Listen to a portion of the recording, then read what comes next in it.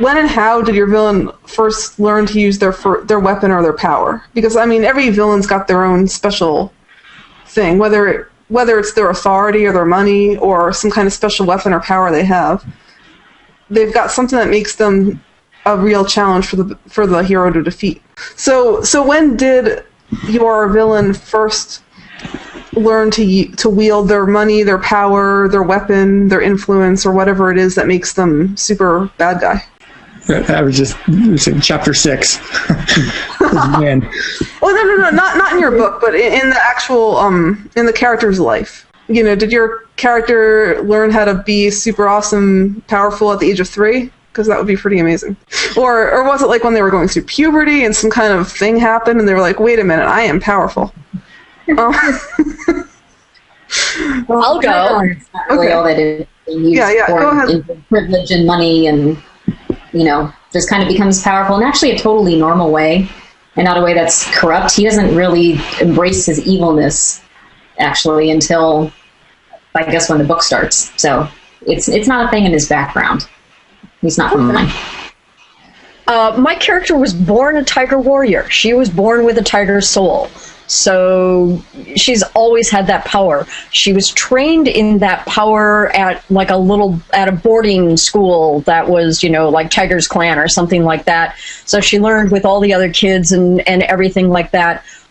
But it was also that training that put the fear of the Raven Warriors into her and made her too scared. Oh, interesting. Now, with my guy, I don't know if he doesn't have any particular superpower or anything like that. He is... Well, he's a warden of a planet, so... Right. Well, he's forceful and he's charismatic. It would have to be in order to convince people that this could be that this could work.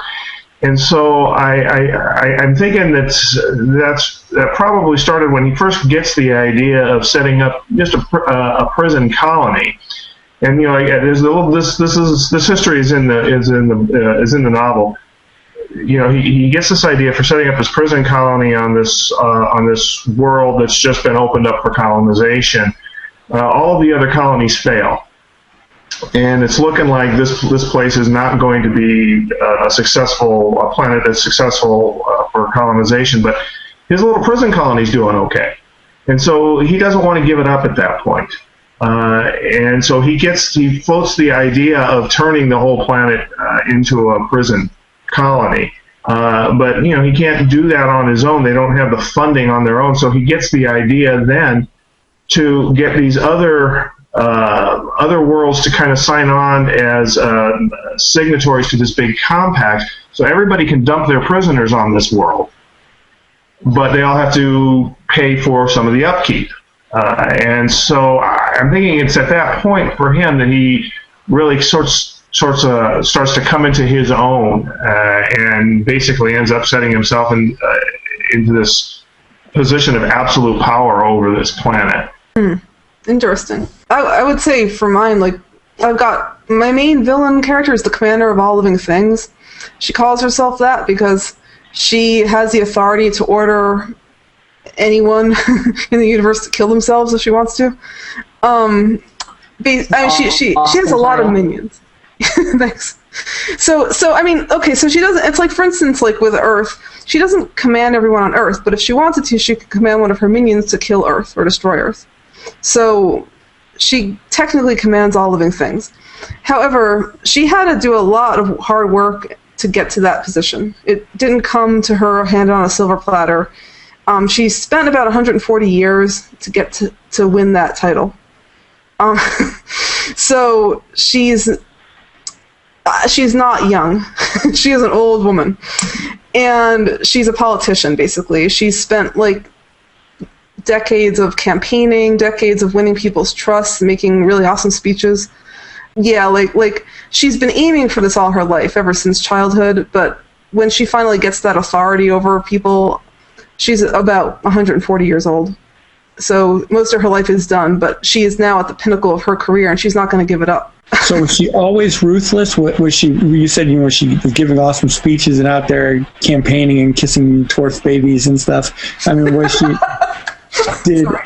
Once she arrived at that power and got the coolest title I think I've ever heard, the Queen of All Living Things.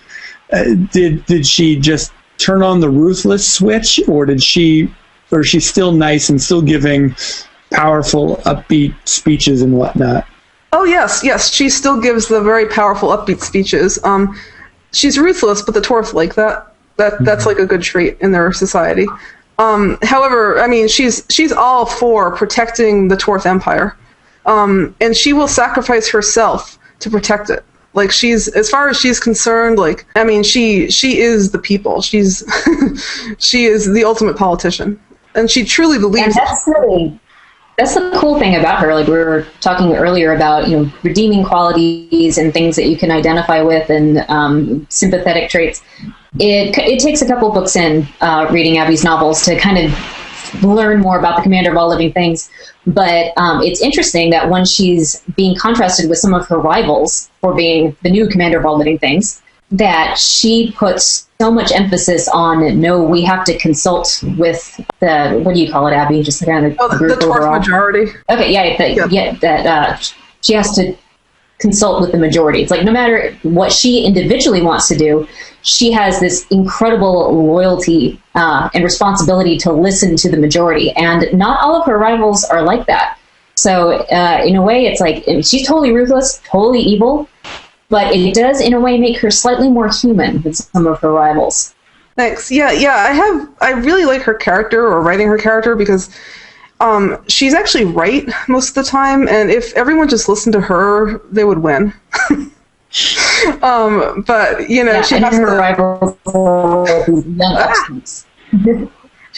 She has to pander to the people, and her pandering is what gets them, defeated in the end. But yeah, if she didn't have to pander, if she had absolute authority for real, she would have won. So. Okay.